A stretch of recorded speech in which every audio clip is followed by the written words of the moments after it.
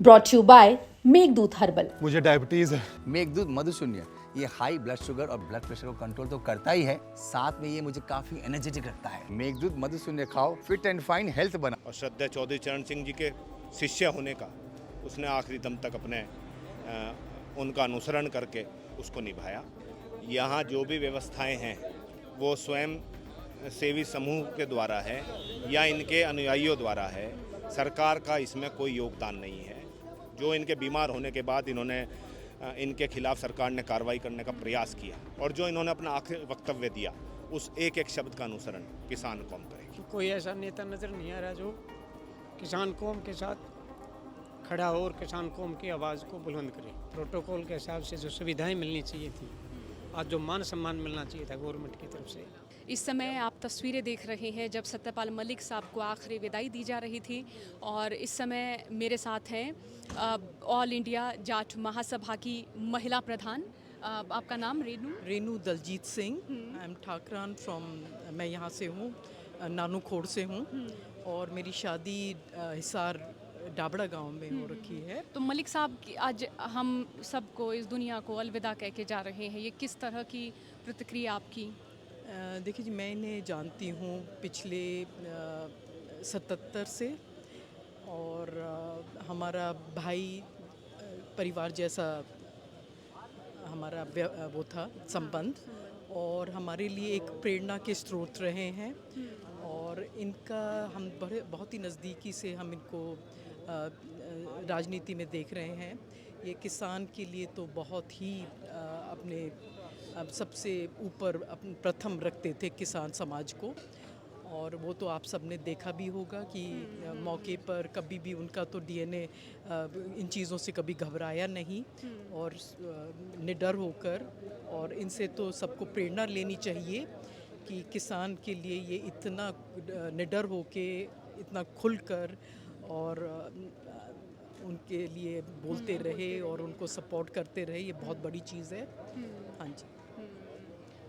रोहित साहब इस समय हमारे साथ हैं। ये मलिक साहब आज हम देख रहे हैं कि हम सबको अलविदा कह के जा रहे हैं। अब हम ये भी देख रहे हैं कि जो एक सरकार की ओर से जिस तरह की व्यवस्थाएं होनी चाहिए थी वो नहीं, बहुत सामान्य सी चीज़ें मुझे यहाँ पर प्रतीत हो रही हैं, वो हम सब देख भी रहे हैं। देखिए, आज बहुत दुर्भाग्यपूर्ण है कि किसान कौम का एक कोहिनूर जब सरकार ने दमन और शोषण की पराकाष्ठा पार कर रखी थी, एक संवैधानिक पद पर रह के उसकी आत्मा नहीं मरी और श्रद्धेय चौधरी चरण सिंह जी के शिष्य होने का उसने आखिरी दम तक अपने उनका अनुसरण करके उसको निभाया।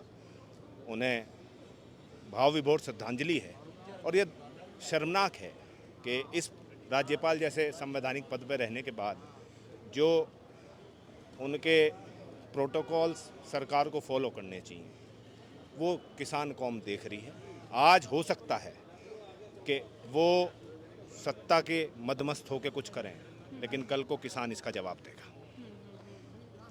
तो यहाँ जो मैं एक तरह से देख रही थी कि बहुत सामान्य यहाँ पर व्यवस्थाएं की गई हैं। हम यहाँ पर देखते थे कि किसी मान लो कोई अभिनेता अभिनेत्री के भी इस समय जब हम तस्वीरें देखते थे तो बहुत ऐसी तस्वीरें होती थी, बहुत वीआईपी टाइप वाली व्यवस्थाएं होती थी, लेकिन यहाँ पर बहुत सब सामान्य सा दिख रही है।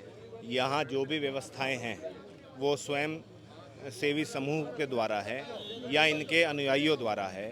सरकार का इसमें कोई योगदान नहीं है और मैं फिर कह रहा हूँ, सत्यपाल मलिक को देश के स्वर्णिम अक्षरों में कभी भुलाया नहीं जाएगा। जम्मू कश्मीर में 370 की धारा को अगर किसी ने ज़मीन पे लागू कराने का काम किया तो संवैधानिक पद पर रह, राज्यपाल जैसे पद पर रह के इन्होंने किया और ज़मीनी हकीकत से सरकार को रूबरू कराया।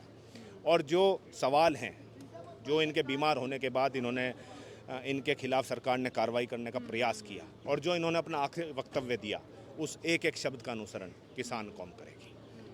तो ये गुस्सा विरोध बीजेपी को लेके भी अब वो समय बताएगा, अभी ये समय नहीं है। बिल्कुल जो मान सम्मान के साथ खिलवाड़ करेगा उसके प्रति गुस्सा तो रहेगा। ताऊ जी, आप कहाँ से? मैं बेटे नांगलोई जाट सभा का प्रधान हूँ, दयानंद देसवाल जी। आज हम अपनी पूरी जाट सभा के साथ यहाँ स्वर्गीय सत्यप्रकाश मलिक जी को श्रद्धांजलि अर्पित करने के लिए आए हैं। आज किसान कौम अपने आप को ठगा हुआ महसूस कर रही है।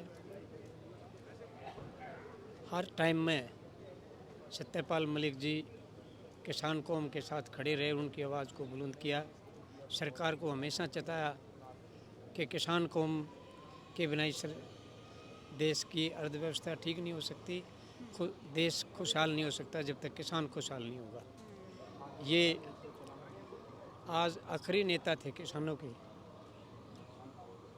अब कोई ऐसा नेता नज़र नहीं आ रहा जो किसान कौम के साथ खड़ा हो और किसान कौम की आवाज़ को बुलंद करे। हम भगवान से प्रार्थना करते हैं कि इनको अपने चरणों में स्थान दे और परिवार को दुख सहने की शक्ति दे। आज इतना ही समय है कि हम इनको सच्ची श्रद्धांजलि तभी दे पाएंगे जब जो इनके विचार थे, जो इनकी किसान के प्रति श्रद्धा थी, उसको हम हमेशा याद रखेगी। किसान कौम कभी नहीं भूलेगी। और जब भी कोई ऐसा संघर्ष का टाइम आएगा तो किसान कौम अपने संघर्ष से वापस नहीं हटेगी। जैसे पहले संघर्ष किया ऐसे ही करते रहेगी अपने हक के लिए। आज किसान कौम को एक चीज़ का बहुत गुस्सा है कि सत्यपाल मलिक जी को जो प्रोटोकॉल के हिसाब से जो सुविधाएं मिलनी चाहिए थी, आज जो मान सम्मान मिलना चाहिए था गवर्नमेंट की तरफ से, वो नहीं मिला। आप कहाँ से आए सर? मैं बागपत से हूँ, संजीव चौधरी नाम है मेरा और देश खाप चौधरी के प्रतिनिधि करूँगा।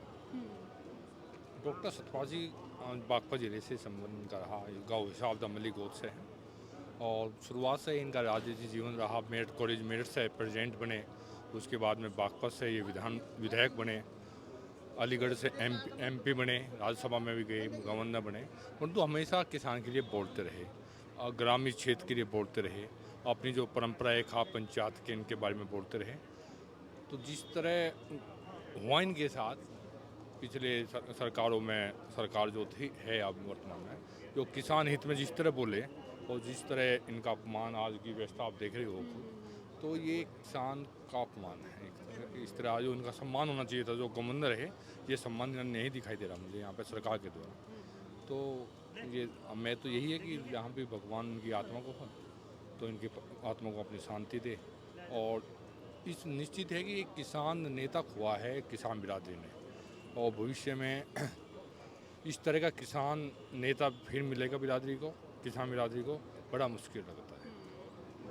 शुक्रिया बातचीत के लिए। तो यहाँ पर आप देख रहे हैं कि सब भावुक हैं, सब ये बार बार यही बात कह रहे हैं कि वो किसानों के नेता रहे, उन्हें हमेशा याद किया जाएगा। बातचीत को सुनने के लिए आप सभी का बहुत बहुत शुक्रिया। कैमरे के पीछे है लवन्या अग्रवाल और सामने मैं हूँ सोनिया सत्यानीता।